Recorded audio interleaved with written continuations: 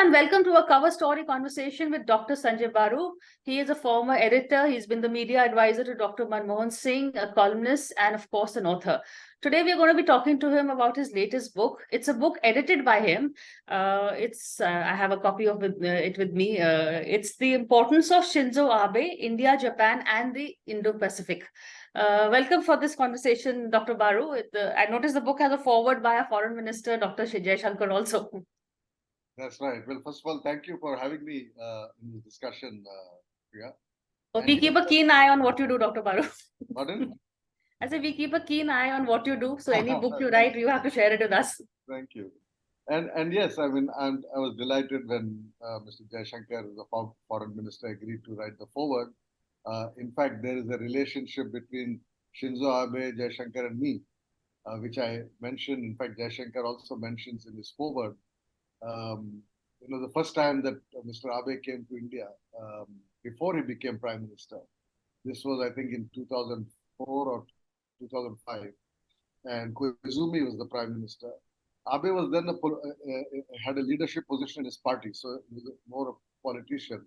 And he happened to be in Delhi, and Jaishankar, who had earlier worked as our Deputy Chief of Mission in Tokyo, knew Mr. Abe from his time in Tokyo, and told me that, look, people in Japan are saying he's going to be the next Prime Minister. So why don't you arrange a meeting for him with Dr. Manmohan Singh, because he'll really appreciate it. And moreover, he's the grandson of Prime Minister Kishi, who was the first Japanese Prime Minister to come to India after Second World War, when Jawaharlal Nehru was Prime Minister. So I think it will be a nice gesture on Dr. Manmohan Singh's part. So I went to Dr. Manmohan Singh, told him about Abe being in Delhi, and said, why don't we meet him? Because all of this was non-official. Left to itself, the External Affairs Ministry would have said, he's not a minister, he's not a senior enough person. Why should he meet the Indian Prime Minister? They would not have agreed to an official meeting. So it was a non-official meeting which I organized. And thanks to Dr. Jaishankar telling me about his presence in Delhi. So therefore, there's this link between Jaishankar, me, and Mr. Abe. And that explains his writing of foreword and my editing. In fact, the book has a collection of essays by eminent Japanese and Indian writers, analysts, and personalities who are familiar with Indo-Japan relationship, and some with Shinzo Abe himself. It's on also the first year of his death anniversary. He was assassinated in June 22. So the timing of the book is also very good. But I found the topic that you're looking at Japan. Usually, all the books focus on India, China, or China rather than India, Japan. And you mentioned the importance of Shinzo Abe is also that he is the architect of the Quad. He gave the importance to Indo-Pacific, and also the architect of India-Japan, and then he built the trilateral India-Japan and the US. This is what, in fact, you've written in your essay also. So a bit about why you chose him and his importance towards India. Yeah. And before I come to that, I'm glad you drew attention to the fact that I have some Japanese writers in my book. I was very honored when Mr. Tomohiko Taniguchi, who was the speechwriter of Shinzo Abe and who wrote Abe's most famous speech, which was delivered in the Indian Parliament in August 2007, he agreed to write a chapter, an essay for my book. And immediately I had 5 other Japanese eminent people writing. So we have 5 Japanese authors and 10 Indian authors, and all the Japanese are people who had a good understanding of Prime Minister Abe. Now, the question of why I wrote the book, I think partly it's to do with the fact that I had this feeling that, he was a man with whom I had the accidental opportunity of actually meeting him. I met him again when Dr. Manmohan Singh met him as Prime Minister, and then, he was in Delhi, etc. But apart from that, I think, as I've explained in the book, in my judgment, he was probably the most important Asian leader of the 21st century till now. Last 23 years, if you see, the last Asian leader, meaning someone who had an impact across Asia, was Deng Xiaoping. After Deng Xiaoping, I can't think of any other Asian leader from any other part of Asia who had a kind of Asia-wide impact. And it was Abe. And Abe, because he positioned Japan in a very different way. He first of all had this idea of the continuum of the Pacific and the Indian Ocean.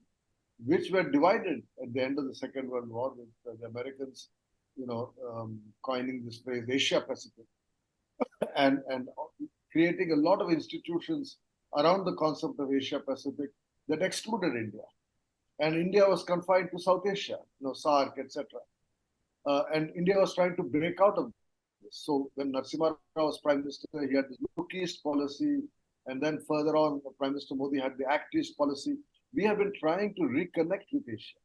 I think Abe was the first great leader from that part of Asia who understood this link between East Asia, South Asia, India, Japan, and the region in between.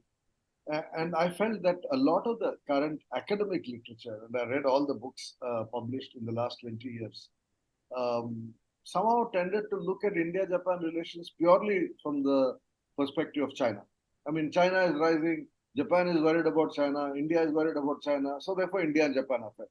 So the enemy's enemy is my friend.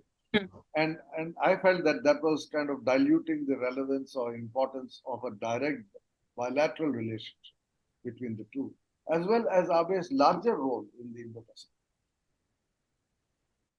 Abe's larger, in fact, his also the understanding of Japan's psyche. You talk about how Japan also emerged from its post-World War II, shock or whatever, to start looking for markets. How India was not their first choice. They even voted again, boycotted us post the sanctions of '98. But then the warmth began and the reach out began. So a bit on how that happened. Well, yes, I think in the 1990s, I used to be a journalist in Delhi in the 1990s and had many opportunities to interact with Japanese businessmen in that decade. They were just not interested in India. They were all looking at China. They would come to India just to check out, what is India up to. But basically, their focus was China. And if you look at the data, they're heavily invested in China. China became their biggest trade partner, etc. It is two things that changed, I think, the relationship between Japan and India. First, it is a fact that when China overtook Japan as the world's second largest economy, I think then the Japanese woke up. Till then they thought they were the second largest economy next to the United States, and then China overtook them. So then they started worrying about their place in the world. So therefore, there is a China factor in the bilateral. But I think more importantly, after we decided to have our nuclear tests, Prime Minister Vajpayee conducted the nuclear tests, I think Japan began to take India more seriously. They said, look, these guys are not just another third world country. They're not just another developing country. But they are now serious. They had the economic reforms in '91. They had the nuclear test in '98. Here is a country that is now looking at a greater future for itself. And therefore, we need to create our old relationship. And the old relationship was significant, as I mentioned in my own essay. When Kishi, who was Abe's grandfather, came to Delhi in 1957, India was one of the first countries after the Second World War to treat Japan as a normal country. I mean, the entire West was treating Japan as a defeated country, as an occupied country. Even the American decision to drop the nuclear weapons. And we have recently the movie Oppenheimer has reopened that whole debate. Was the US justified? And it's now clear it was not justified. So there was a racist attitude of the West towards Japan. While Nehru took a very different view. He saw Japan as a great Asian country. And I refer to the fact that it goes all the way back to Swami Vivekananda's visit to Japan in 1896 and Rabindranath Tagore's visit in 1904, and how all these nationalist leaders also saw Japan as a great Asian nation. So there's a direct connect between the two, which is being now rediscovered. I think Prime Minister Modi and Prime Minister Manmohan Singh played an important role in trying to rediscover this relationship. In fact, you write that he saw Prime Minister Manmohan Singh was it's your observation, that was his mentor-like relationship, while Modi and he are more like a equal partners kind of a relationship. What did Dr. Manmohan Singh think of Shinzo Abe after the meeting? Well, I think he was truly impressed. I mean, you read Dr. Jaishankar's foreword, and there he mentions the fact that after Prime Minister Manmohan Singh met Shinzo Abe, he said to Dr. Jaishankar that, he was truly impressed by him. I think he had that personality, Abe. Abe had that personality. He was not like the, rotating door prime ministers of Japan. I mean, Japan had become notorious for changing prime ministers like changing their dress, right? There are so many prime ministers who came and went short term that people had forgotten who was the prime minister of Japan. I think the person who actually made an impact on Indian leadership first was Abe's boss and Abe's immediate predecessor, Junichiro Koizumi. Koizumi was a rock star in Japan. I remember being in Japan when Koizumi was prime minister and sitting in a bar where people were just freaking out watching him on television. He was like a rock star, like an Amitabh Bachchan of Japan. Very popular politician, but also a very popular individual. Um, and after Koizumi came another very impressive and powerful personality. So in some senses, I think the leadership of Japan changed at the beginning of the 21st century. It was no longer these faceless guys in their black suits, in their blue ties, walking in and out of Prime Minister's office. One can't even remember the names of who were the prime ministers in the 1990s, for example. So Abe had a personality. It is important. How do you see the Quad today, Dr. Baru? Also given how much it's all now a reaction to China. We saw Prime Minister Modi's visit to the US where he was being wooed. A lot of people say it's because of they need us to balance China. So is now India more and more important than in the perhaps the other countries from in Asia? Well, certainly Quad has come to stay. Quad, incidentally, was in fact Prime Minister Abe's initiative. And when he took the initiative first, the Australians were not interested because the Australians were very, very worried about their equation with China. So much so that India-Australia relations were not very good in that period. But there was a change in Australian thinking in the early 2000s. And by the time Abe returned to power around 2012 or so, I think Australia also began to relook at its policy towards China and India. And certainly India, after the nuclear deal, the Japanese began to take India seriously because here was India, which now had a special relationship with the United States. And United States looms large on Japanese consciousness even today. So therefore, once the Indo-US nuclear deal was done, and once the Australians began to take a second look at China and India, I think the idea which was initially floated by Prime Minister Abe, in fact, in Delhi at the Indian Parliament, when he addressed Parliament in August 2007, the confluence of the two seas, that idea finally took shape in the form of Quad and brought these four countries, which are all Indo-Pacific countries, together. So Quad is today there, and certainly as a response to China. But I think what Quad is also trying to do is to have an agenda independent of China. So it's not just about China, but it is also about these four major democracies in the region. The United States very much Indo-Pacific power. Australia, of course, is, and Japan and India. So here are four countries with shared values, which are looking at a wide range of issues where they can collaborate. Which also brings me to the current situation as we are seeing. How are we seeing? How do you see India's reaction to China? We've just recently heard about that meeting in Bali, which now the Chinese have brought it out that India is talking. So I mean, at the end of the day, we can't afford to ignore China in terms of trade and our import requirements. Absolutely, and I think that is something we have to understand in this country because.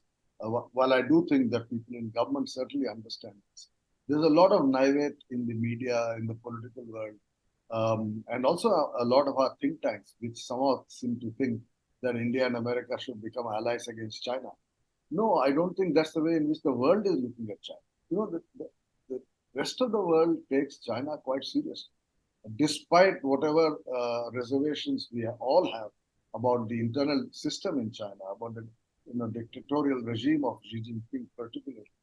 But China is the world's second largest economy. It is, in fact, the world's largest trading power. It's a superpower. It has trading links with every single major country in the world, across the globe, in all continents. So there is no way in which we can ignore China, or Japan can ignore China, or the United States can ignore China, certainly not Australia. Every one of them has very important economic and other links with China. So I think the real challenge for all of us, particularly for India, is to be able to balance whatever security concerns we have with an assertive China. And naturally, all countries that become big and powerful, economically powerful, militarily powerful, do become assertive. China is not the first assertive nation in the world. We've seen the British, we've seen the French, we've seen the Americans, we have seen the Russians, we have seen many countries which during the phase of their prosperity become globally assertive. And China is today in that phase, rising phase, and it is assertive. And therefore, I think the international community is coming together in order to check that assertiveness of China. Tell the Chinese that, look, there are limits. You can't simply dictate to us what your interests are. You can't walk into India and say, so take it or leave it. Or you can't do stuff in South China Sea and say, take it or leave it. There are international norms, etc. Having said all that, look at the way in which the US is calibrating its own relationship. They talked about decoupling, they talked about containment of China. Today they're saying, no, we want to de-risk from China. We want to have a stable relationship. Kissinger flies back to China. 2 years back, you remember, Priya, I edited this book called The New Cold War, which was about the 50th anniversary of Kissinger's first visit to Beijing, 1971, when the new relationship between US and China began with Nixon and Mao. And 50 years later, they were having a trade war under Trump. But today, 2 years down the road, from 2021 to 2023, the Americans are changing their position. They're now coming to realize we've got to deal with China. And I think India also understands that. And that's why Prime Minister Modi reportedly had a brief conversation with President Xi Jinping. I believe that India has to walk on two legs while defending our national interests, while defending our economic interests. We have to have a diplomatic engagement with China. We have an ambassador in Beijing. They have an ambassador in Delhi. It's not like India, Pakistan, where even high commissioners are not there in each other's countries. And therefore, we need much more, widespread diplomatic engagement, people-to-people engagement. It's necessary for us to understand China, be able to deal with China with some confidence, and not just go around, scaremongering and bad-mouthing an important neighbor. But the timing, before I go for a break, the timing of the conversation, we are told, was leaked by the Chinese side, and later on, of course, Indian side is saying we never denied it. But the timing of it post the US visit, do you think that had something to do with it? No, this was in Bali. That was before That was in November. Yeah, I mean, these are all diplomatic games. These are games that diplomats play when they reveal something, when they choose not to reveal something. So it's, in my view, this is all a pointless stuff. Frankly, we should have a much more open relationship. We should be able to deal with China despite all our reservations with greater confidence. We should have more Indians traveling to China, working in China. Indian business in China. A lot of Gujarati businessmen are in China. Let's remember that. Oh, that's interesting. Yes, of course. There are hundreds and thousands of Indians working in China, living in China, and Gujarati businessmen doing business with China. So there is a lot of things happening, but we are not aware of it because somehow the media doesn't look at it, and government tries to kind of shove it all under the carpet, which I don't think is a sensible policy. The Patels are in China. That's very interesting. Absolutely. I'm going to take a break and come back and shift the focus to domestic politics, because we have Dr. Baru who's also and has a ringside view of what's happening and domestically. So I'm going to come back and talk to him on that, but after a very quick break.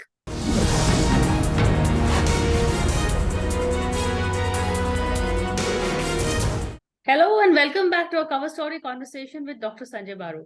Dr. Baru, we've also, a lot of interesting things are happening. Another stormy session of Parliament, but a no confidence motion has been tabled.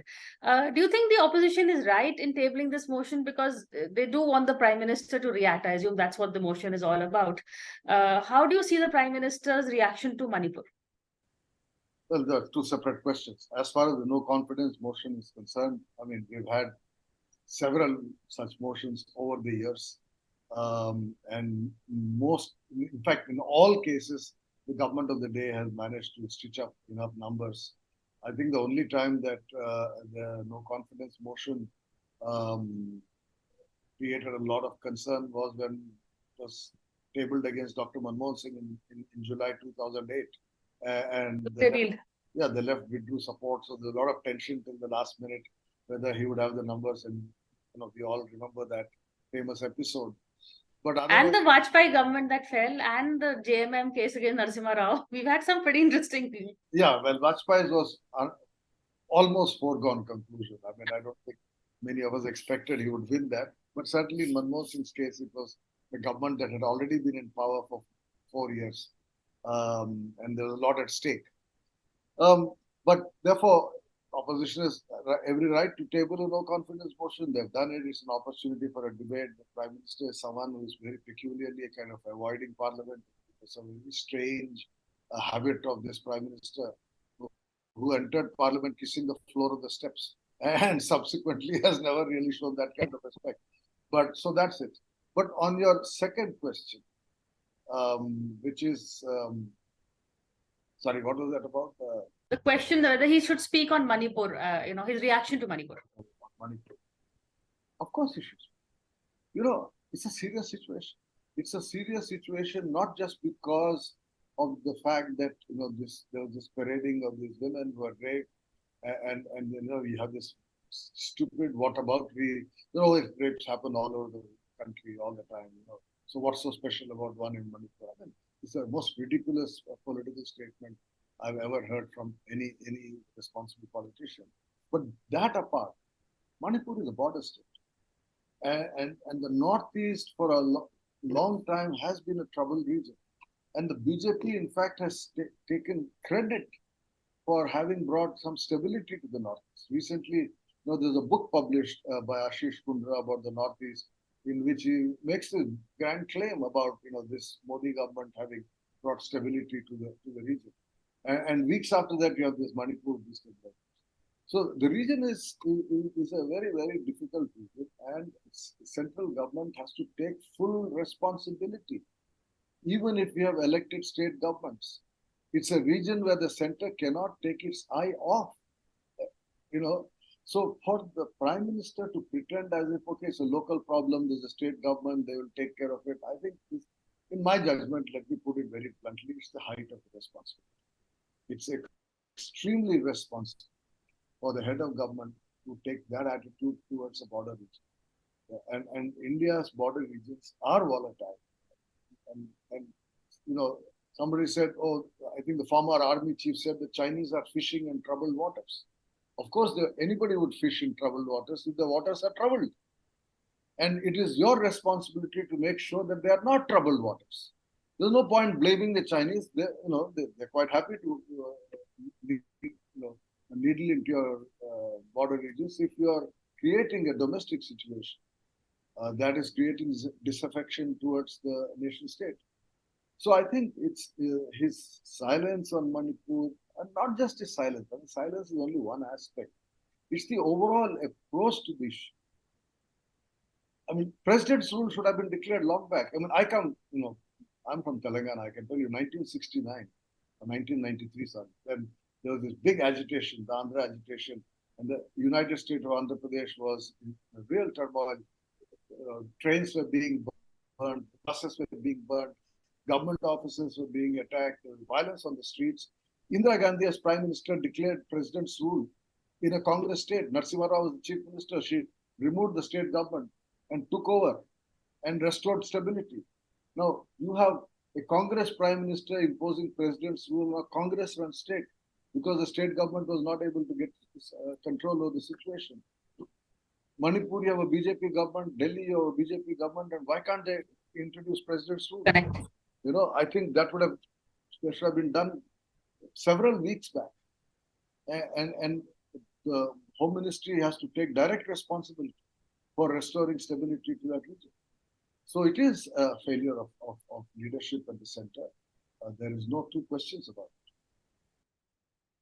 How do you see the opposition? Do you see them finally getting the act together? The delegation that went to Manipur, I thought that was at least a good, move on their part to then they've, the alliance called India, that's again, at least they seem to be getting the optics, if nothing else. More than optics, I think there is a certain determination, at least within a inner core of that emerging coalition. It is a survival struggle for survival, political survival. And it is understandable. In any democracy, political parties must first survive. They must win elections. They must be around to reckon with. And I think that is certainly something that you'd expect political parties to do, to have, adopt strategies that increase their relevance, that increase their support base. So it's something political parties ought to be doing, and therefore what the opposition parties are trying to do is quite understandable. I mean, the BJP may today mock them as a kind of a coalition of self-interested groups. But go back to the formation of the NDA. Why did the BJP even agree to a coalition? Because its own support base was still very narrow. It needed support from people like Telugu Desam Party in Andhra Pradesh, or DMK, or AIDMK in Tamil Nadu, or Biju Patnaik, or Naveen Patnaik in Orissa. The BJP reached out to other parties in order to be able to come to power in Delhi. And Vajpayee came to power in Delhi with the support of non-BJP parties. So it's not as if forming coalition is an act of shame for a political party. And the Congress's numbers are far reduced over the last decade. So therefore, it's quite natural that the Congress will reach out to other parties, like indeed the BJP did in the past, and try to regain its relevance at the national level. So I think the politics of the country are going along expected lines. We should see to what extent the opposition parties succeed.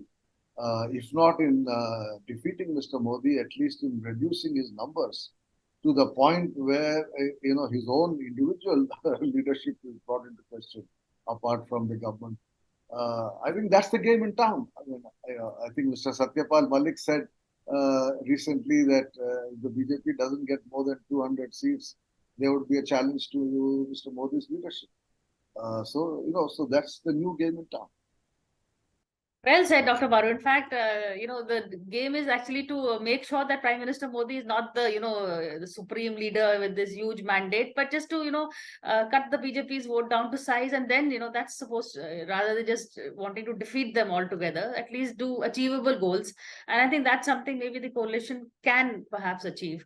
But I think we'd probably have another conversation with you on the coalition politics. Are we heading towards coalition rule again? But that's for another day. But thank you for this conversation today and for speaking to us.